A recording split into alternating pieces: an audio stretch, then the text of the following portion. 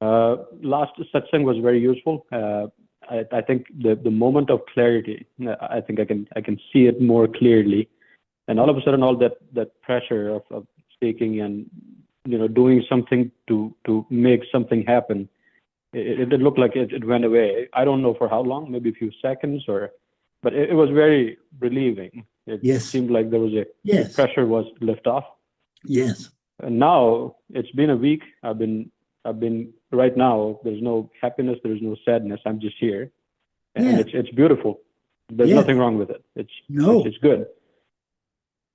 But then I see, like, since this, I found it as a refuge or relief. There's still a clinginess in the mind.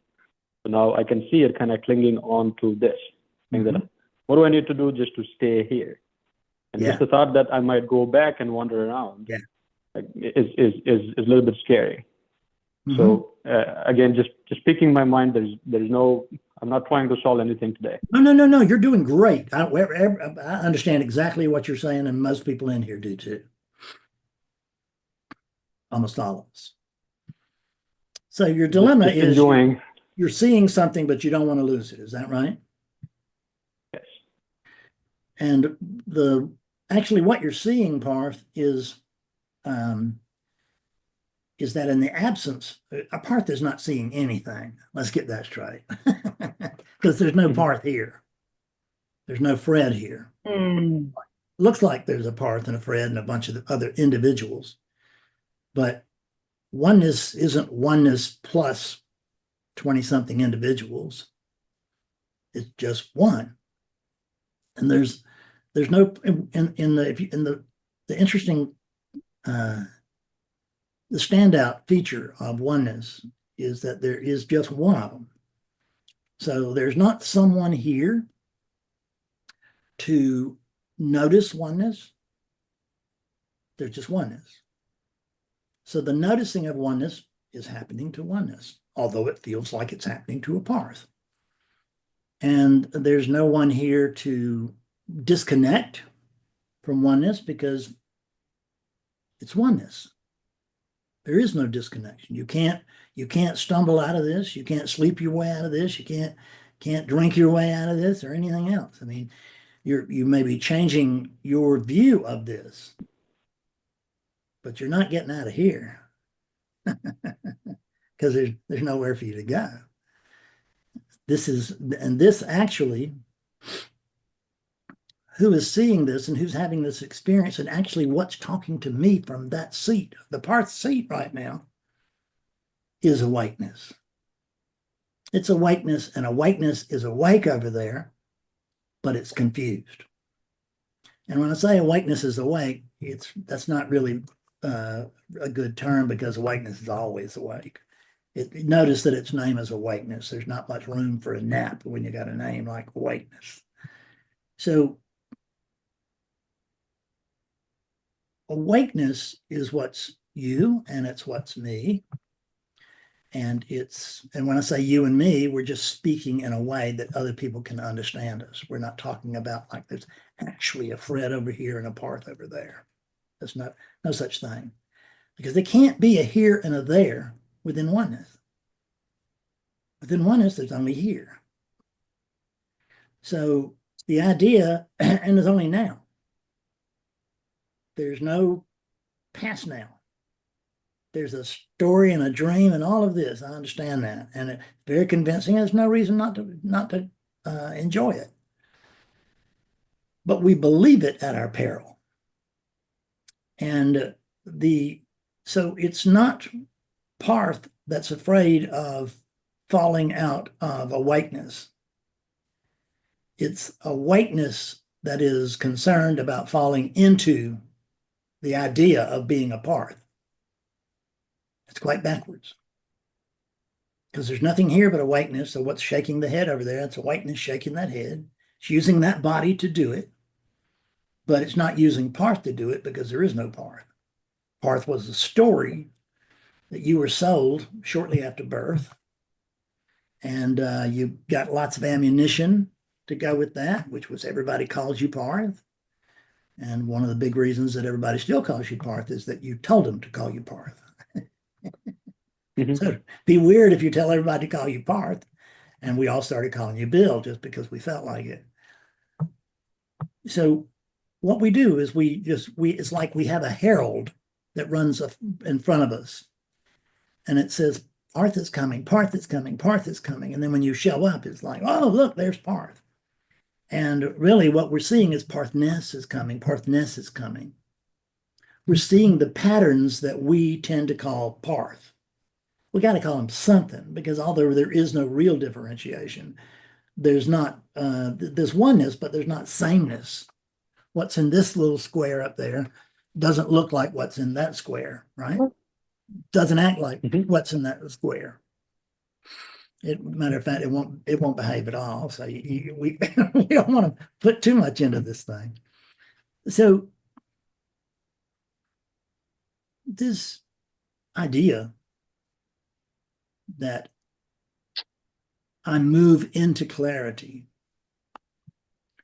when there's only one thing going on, would you hazard a guess as to whatever it is that is noting that it feels like it's moving into clarity? What would be able to feel that when there's just one thing going on? It's just the awareness feeling itself. That's it. That's it. It's the one thing that's going on, noticing, hey, there's just one thing going on. And we can see that without noticing, that includes this thing. Because this is the thing that I always left out of oneness. I knew all about oneness in my own mind. I had my imagination of what oneness would look like or be like, but it was never anything like this, you can bet, right? I didn't want this. I wanted the mystical oneness. I wanted the other oneness. Because see, when there's oneness, it's just this one. So anything I was wanting was the other oneness, which existed only in here. Because there is no other oneness. There's just this one. It's just this the one. We can count them. There's this one, and there's no other, right? So the way that we avoid feeling like, oh God, I just lost it. Because there's never a Parth there that is bemoaning the fact that he lost awakeness. It can't happen because there's no Parth. There's that body, within relativity, that body is true. But Parth is a myth, it's a fable. It's a story that you were sold as a child. And then you added ammunition by, and everybody helped you, from teachers to lovers to friends, bosses, teachers, other students. They all called you Parth because you asked them to. And when you get everybody calling you Parth, sooner or later, you're going to have to get used to it as well. You're going to think, well, yeah, I'm Parth. And it happens much earlier than I'm making out right now, but it does happen. You weren't born believing you were Parth because there wasn't. That name may have not even been in your mother's mind, right? Or your parents' mind. It may have been, but if it was probably one of several. And if they didn't know your sex ahead of time, they bet it was one of at least two. And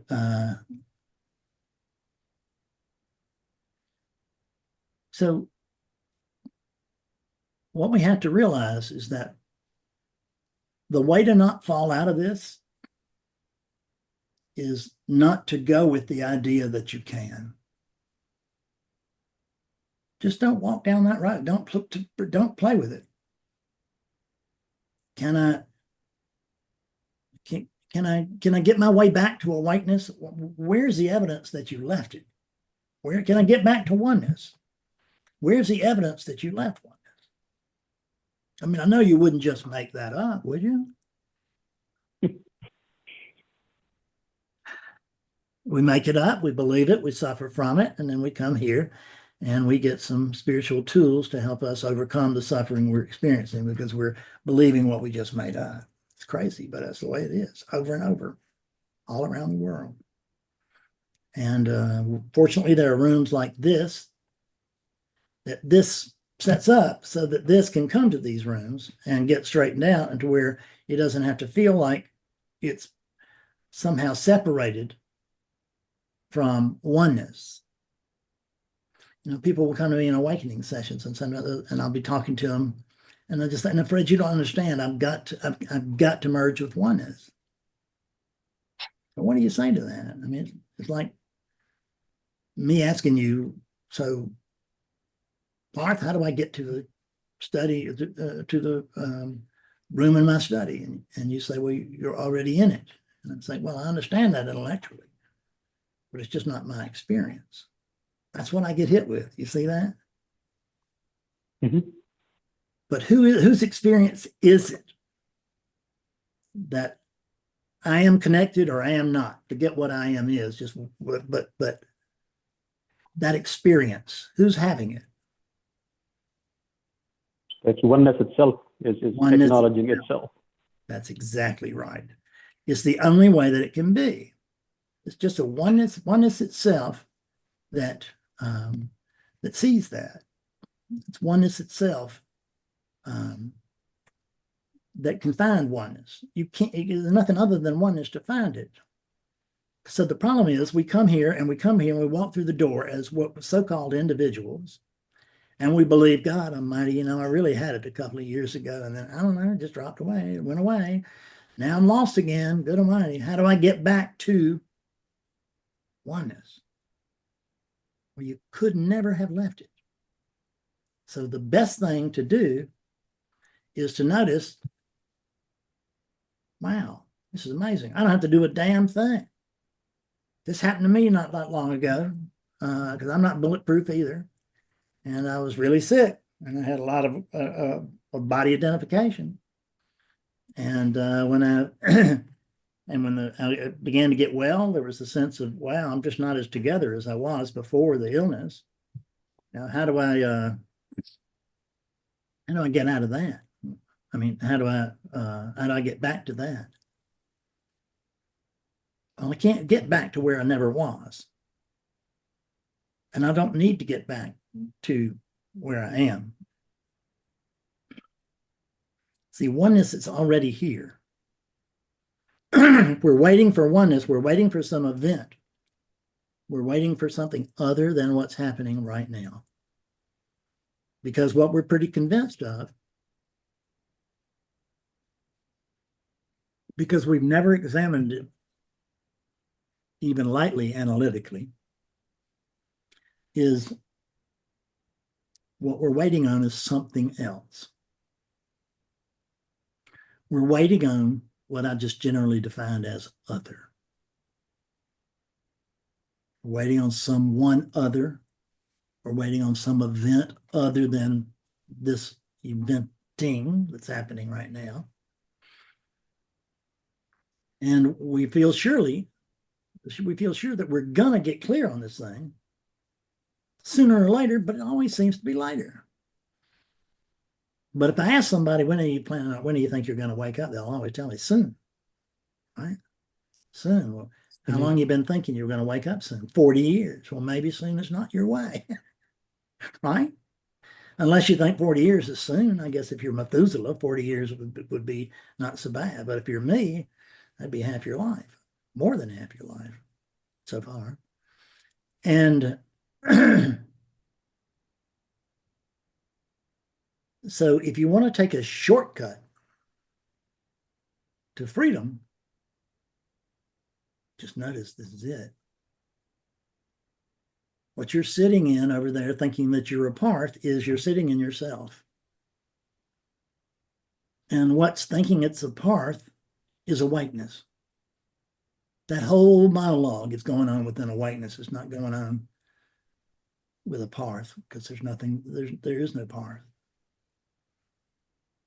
The unit has a tendency of, for the lack of better terms, I use the word addiction, right? Whatever it clings on to. That's a good it term. It wants to do more and more and more and more.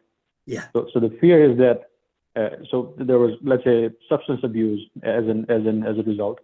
Mm-hmm. Is it not the same tendency now clinging on to awareness, right? Saying that, let me just hold on to it. I just don't want to leave this. It is. And sadly, I don't think there's a bunch of mean people out there. I think it's just human nature playing through many unawakened units or awakened units that have had maybe a remarkable awakening event, but it's presently they're operating from memory. In other words, they move out, but they can remember enough that they know kind of what's what, but it's just not their experience any longer.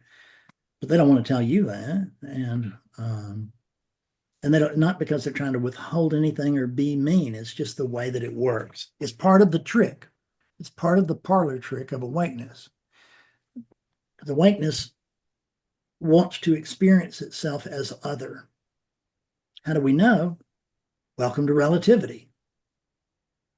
Within relativity, there's the semblance of other.